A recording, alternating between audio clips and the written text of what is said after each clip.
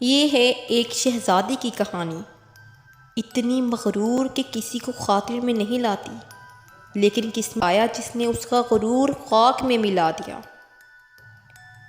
ایک عظیم سلطنت میں ایک نہایت حسین شہزادی رہتی تھی، شہزادی ماہین۔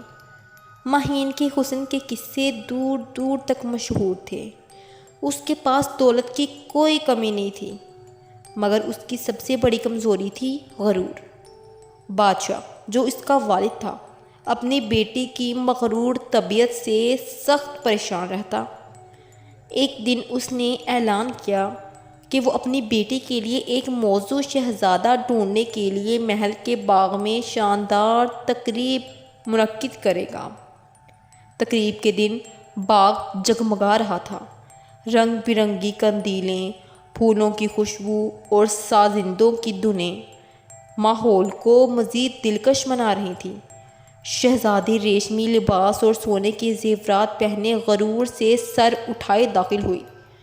بادشاہ نے شہزادی کو دیکھا اور محبت سے کہا، بیٹی، آج تمہارے سامنے مختلف ملکوں کے شہزادے حاضر ہوں گے۔ دیکھو اور اپنی پسند چن لو۔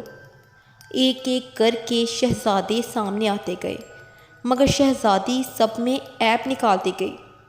یہ تو بہت دبلا ہے، اس کا لباس تو بہت سادہ ہے، یہ بات کرنے کا سلیقہ ہی نہیں جانتا۔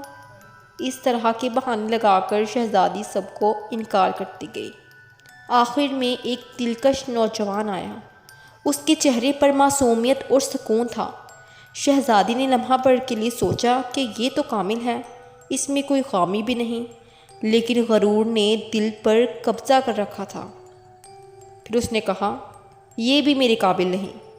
بادشاہ نے غصے سے کہا، ماہین، تمہارے غرور کی اب کوئی حد نہیں رہی، تمہیں سبق سکھانا ہوگا۔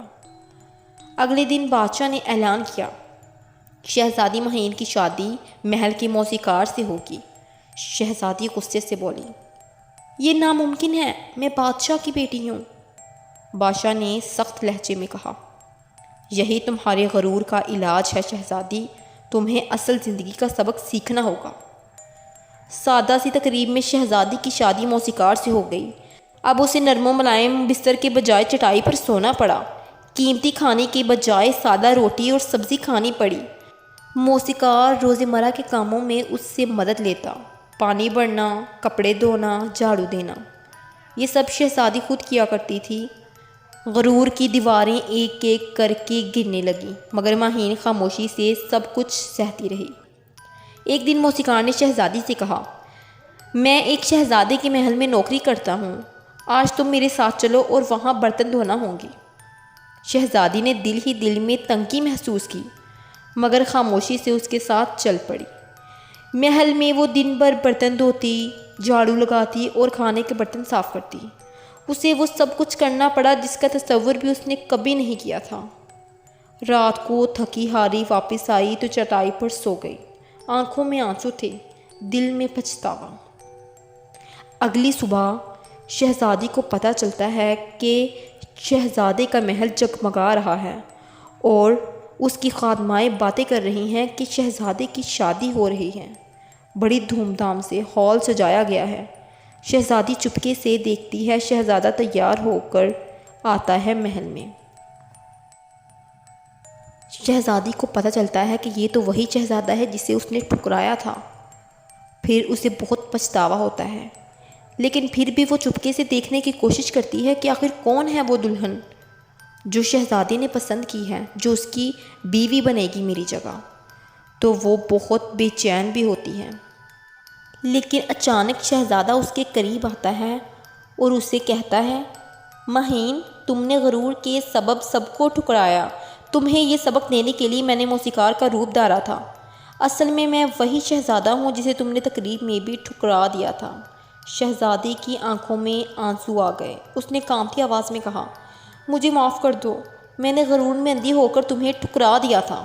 شہزادے نے نرمی سے کہا، میں نے تمہیں سزا دینے کے لیے نہیں، بلکہ تمہیں عاجزی سکھانے کے لیے یہ سب کیا۔ شہزادی اور شہزادی کی شادی شاندار تقریب میں ہوئی۔ اس بار شہزادی کے چہرے پر غرور کی بجائے عاجزی اور شکر گزاری تھی۔ اصل حسن دولت یا رتبے میں نہیں، بلکہ عاجزی اور نرمی میں ہے۔ غرور انسان کو گرا دیتا ہے اور عاجزی اسے بلند کر دیتی ہے۔ محل خوشیوں سے گونج اٹھا، سازندوں سے دھنیں بجیں اور بادشاہ نے سکون کی سانس لی۔ یہ کہانی سکھاتی ہے کہ غرور انسان کو اندھا کر دیتا ہے جبکہ عاجزی اور محبت دل کو روشن کرتی ہے۔ تو دوستو اس کہانی سے ہمیں یہ سبق ملتا ہے، عاجزی سب سے بڑی دولت ہے اور غرور انسان کو تنہائی اور ذلت کے سوا کچھ نہیں دیتا۔